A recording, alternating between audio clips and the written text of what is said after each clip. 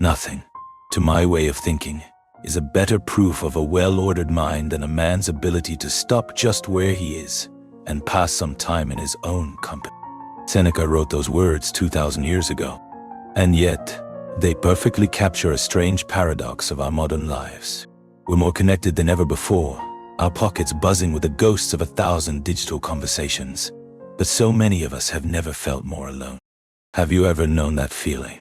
Standing in a crowded room or scrolling through an endless feed of curated happiness and feeling this deep, aching sense of isolation. The feeling that you're just a spectator to life, not a participant. But then, in a rare moment of true quiet, when all of the noise fades away, have you ever felt a flicker of something else? Not loneliness, but a powerful, grounding presence. The presence of yourself. Tonight, we aren't just talking about being alone. We're going to reforge the very idea of it. We'll dive deep into how the ancient Stoics, masters of the human mind, didn't just endure solitude. They actively sought it, sharpened it, and wielded it as their most powerful weapon. A weapon for creativity, for resilience, and for building a soul that could withstand anything. This isn't about becoming a hermit. This is about learning to find the fortress within. First, we need to draw a sharp, clear line in the sand. There's a vast chasm between loneliness and solitude, and our world constantly tries to blur it. Loneliness is a state of lack. It's a painful hunger for connection that goes unfed. It's the feeling of being on the outside looking in, a raw, negative space defined by what isn't a. Loneliness is a wound. It weakens you, makes you reactive, and leaves you vulnerable to the whims of external validation. Solitude, on the other hand, is a deliberate choice. It's a state of richness, a voluntary retreat into the self. It is not an absence, but a profound presence, the presence of your own thoughts, your own values, your own untainted consciousness. Solitude is the fertile soil where self-awareness grows. It's the quiet workshop where you can finally examine the machinery of your own mind, without the noise of 1,000 other opinions. Solitude isn't the wound, it's the balm. It's not a prison, it is the key to ultimate freedom. The Stoics understood this better than anyone. They saw that a person who fears being alone is a person who is a slave to others. Think about it.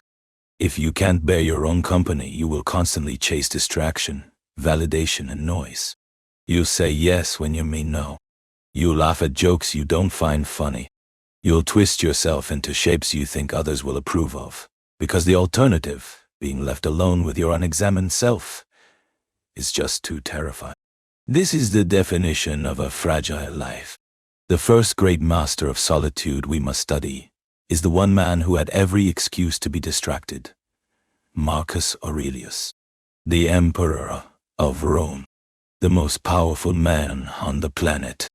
His life was a constant storm of political schemes, military campaigns, plagues, and betrayals. He was never, ever truly alone. And yet, from the eye of that hurricane, he wrote one of the most profound works of personal philosophy ever, the Meditations. How? He created solitude where there was none.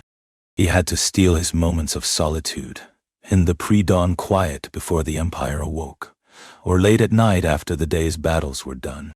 In his tent on the freezing frontiers of Germania, surrounded by a sleeping army and the threat of war, he would retreat inward. This is where he developed his concept of the inner citadel. Your mind, he argued, is a fortress. No matter what chaos rages outside, war, plague, betrayal, the court of public opinion, no one can breach its walls unless you grant them permission. For Marcus, solitude was the act of retreating into the citadel. It was the time he used to reinforce its walls, check its foundations, and speak with its sole inhabitant, his true self, his ruling reason. Listen to what he wrote to himself. People try to get away from it all, to the country, to the beach, to the mountains. But this is altogether a mark of the most common sort of person, for it is in your power whenever you choose to retire into yourself.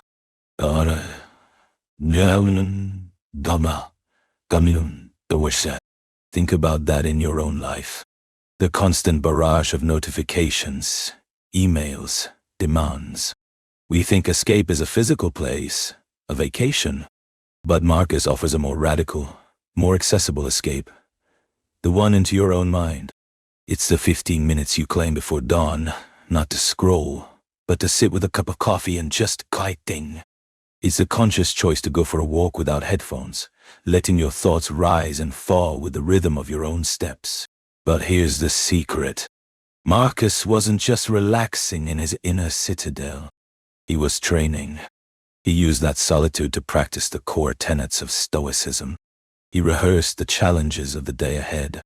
He reminded himself of the transient nature of all things, including his own power. He was forging a shield against the day's inevitable frustrations. And the secret material he used to forge this shield is something we all have, but few of us use. Our own rational judgment. This is a world away from the modern idea of me time, which usually just means distracting ourselves with consumption. Stoic solitude is not passive. It is an active, focused, and sometimes difficult practice. It's confronting your anxieties head-on, in a controlled environment, rather than letting them ambush you in the wild. It's a dress rehearsal for life. You sit with the irritation you feel towards a coworker, examine its roots, and decide on a rational, virtuous response, all before you even have to see them. Now let's turn to another Stoic giant, Seneca. If Marcus echoed solitude amidst the crowd, Seneca had solitude thrust upon him in the most brutal way imaginable.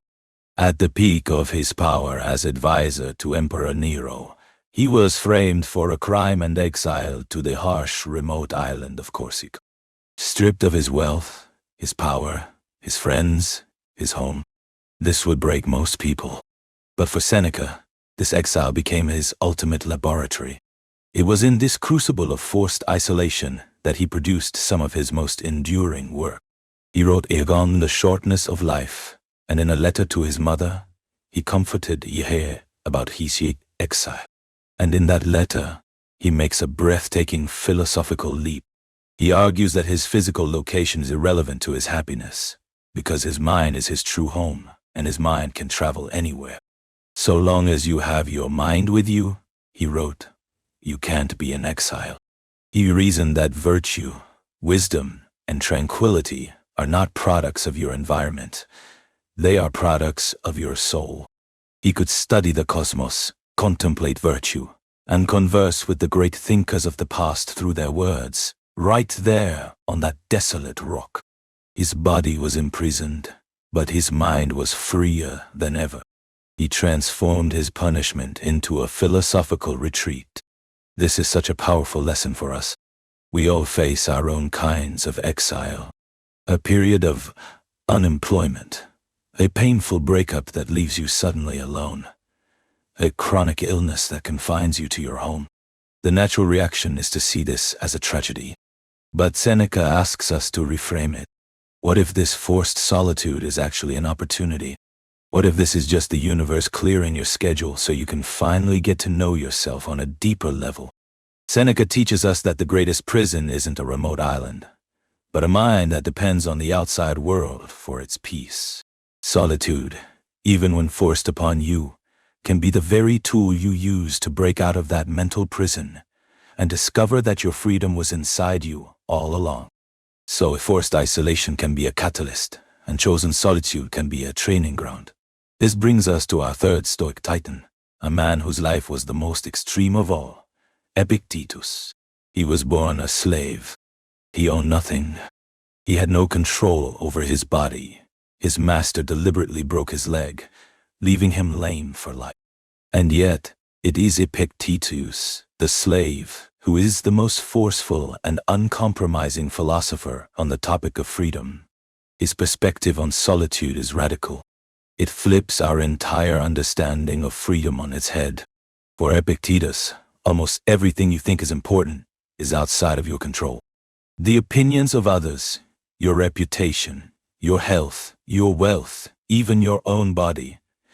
These are all externals, subject to the whims of fate. To want them, or fear losing them, is the direct path to misery, because you are shackling your peace to things you cannot command. The only thing you have absolute control over is your own mind. Your judgments, your intentions, your inner world. Solitude, then, is the ultimate expression of this truth. When you are alone, you are left with nothing but the one thing you truly own, your faculty of reason. It's in solitude that you can see most clearly the boundary between what is yours and what is not.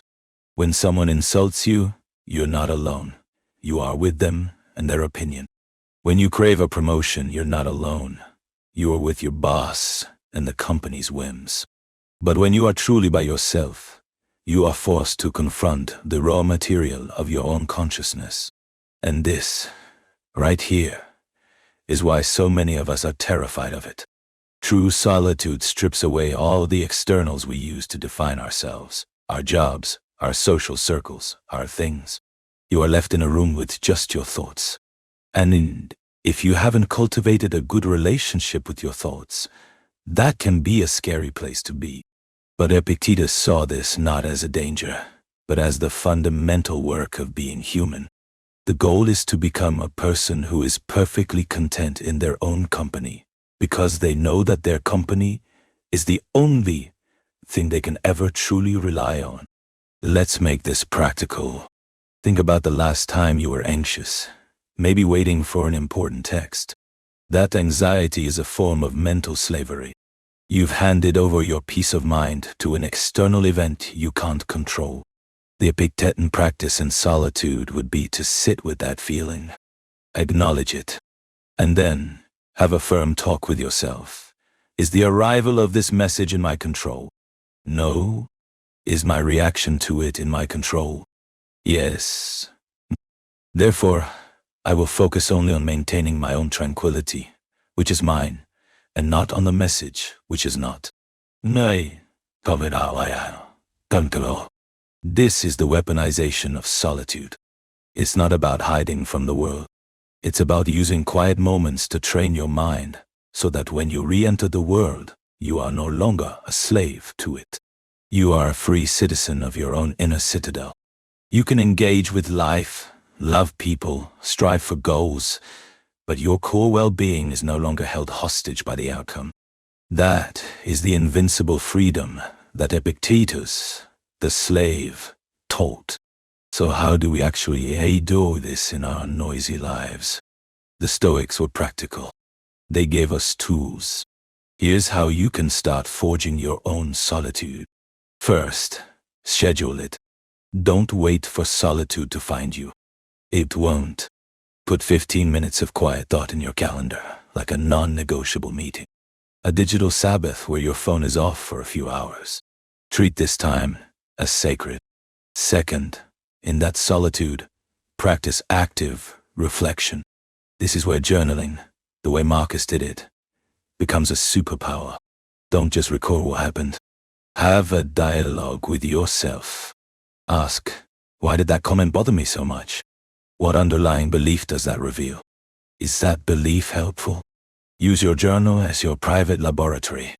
Third, practice premeditatio malorum, the premeditation of future challenges. It sounds grim, but it's incredibly empowering. In your quiet time, calmly contemplate what could go wrong. Our breaks might fail. You might get sick before a big event. Then you plan. If this happens, how will I respond with virtue?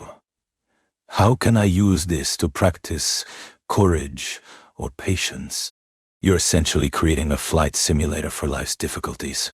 When you meet them first in the calm of your mind, you strip them of their power. Finally, use your solitude to practice the view from above. In a quiet moment, imagine floating up, out of your chair, above your city. See the grand dramas of human life playing out below. Float higher, seeing your country, the continents, the earth as a small, beautiful blue marble suspended in the silent black ocean of space. See all of human history, empires rising and falling, as a single blink in cosmic time. From this perspective, how truly significant is that argument you had? This practice doesn't erase your problems, but it puts them in their proper context. It's a powerful antidote to anxiety. This is the ultimate gift of solitude, perspective.